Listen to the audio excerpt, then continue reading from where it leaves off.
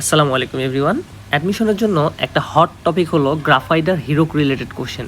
প্রতি বছর অ্যাডমিশন পরীক্ষায় এই গ্রাফাইট আর হিরোক রিলেটেড কোশ্চেন আসবেই। ঠিক আছে, আচ্ছা তাহলে চলো আমরা শুরু করি। প্রথমে আমরা একটা জিনিস দেখি যে অধাতব পদার্থের একটা বহুরূপতা বৈশিষ্ট্য আছে। যেমন যেমন ফসফরাস কিন্তু একটা সাদা ফসফরাস হতে পারে আর একটা লাল ফসফরাস হতে পারে। ঠিক আছে, একইভাবে সালফারেরও দুটো রূপ দেখা যেতে পারে। যেমন কি একটা রোম্বিক সালফার হতে পারে আর একটা আমার মনোক্লিনিক সালফার হতে পারে। তাহলে একটা রোম্বিক সালফার আর একটা মনোক্লিনিক সালফার। একইভাবে কার্বনের অনেকগুলো রূপ আছে, তার মধ্যে ইম্পর্টেন্ট দুটো হলো, একটা হলো গ্রাফাইট আর একটা হলো আমার হিরক। ঠিক আছে, তাহলে চলো এবার গ্রাফাইট আর হিরকের বৈশিষ্ট্যগুলো একটু দেখি আমরা।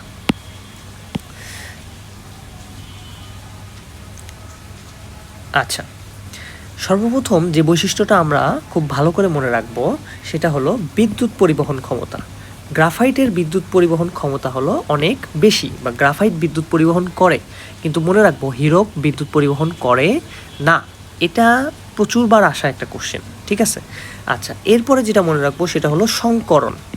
ঠিক আছে, সংকরণ কি? গ্রাফাইটের সংকরণ হলো sp2 সংকরণ, অর্থাৎ গ্রাফাইটের কেন্দ্রীয় মৌলের কার্বনের সংকরণটা হয় sp2, কিন্তু হিরকের ক্ষেত্রে সংকরণ দেখা যায় sp3। আচ্ছা, সংকরণ থেকে আমরা নেক্সট কি পড়বো? নেক্সট পড়বো আকৃতি। ঠিক আছে, আকৃতি তাহলে কেমন হবে? sp2 এর আকৃতি কেমন হয়? এখান থেকে মনে রাখবো এটা হলো সমতলীয় শীট গঠন করে। ঠিক আছে, গ্রাফাইট একটি সমতলীয় যৌগ, অর্থাৎ সমতলীয় শীট গঠন করে। আর হিরক থেকে মনে রাখবো হিরক হলো চতুস্তলকীয় গঠন। ঠিক আছে, লাস্ট যে বৈশিষ্ট্যটা মনে রাখবো সেটা হলো এটা একটা পিচ্ছিল পদার্থ।